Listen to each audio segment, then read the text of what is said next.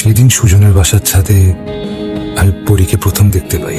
কি সুন্দর, চোখ ভরা মায়া, চেহারায় মুগ্ধতা।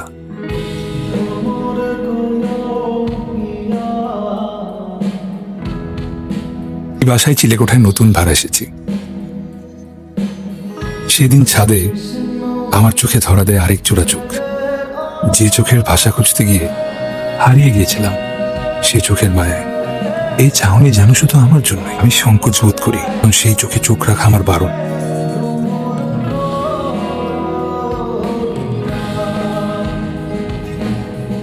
ওর নাম পরি, সত্যিই যেন মানুষ রূপী পরি।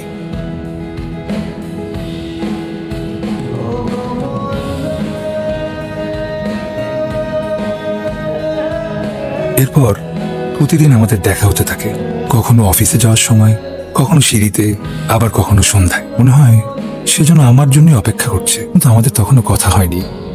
হয়তো পরিচয় আমি প্রথম কথা বলি, কিন্তু সেটা সম্ভব না। যতদিন যায় আমার সংকোচতা কমতে থাকে। সেদিন পরি প্রথম আমার সাথে কথা বলেছিল।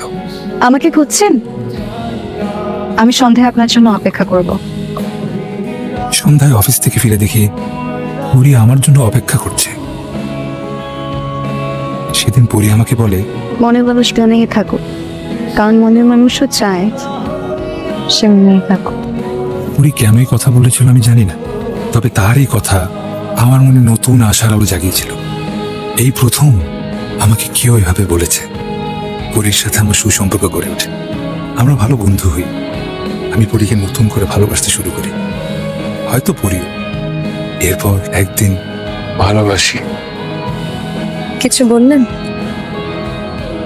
ওই না তো বললো কিছু বললেন না, বলি না।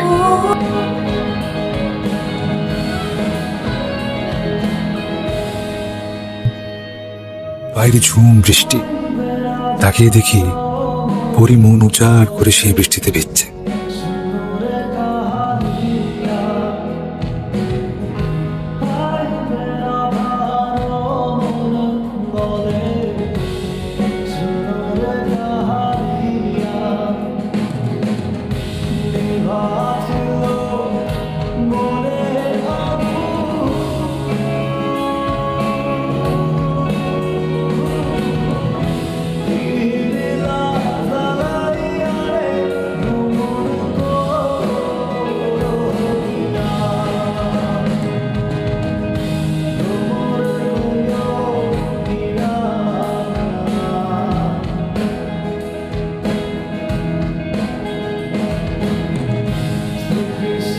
তুমি এখানে কি করো রাতুল ভাই? পরি। হ্যাঁ পরি, চলো, তুমি আসো আমার সাথে, আসো। যাবো না। আর আমি যাবো না, আমি যাবো না রাতুল ভাই, আমি যাবো না। যাবো না। আচ্ছা আমি যাবো না, যাবো না, আমি যাবো।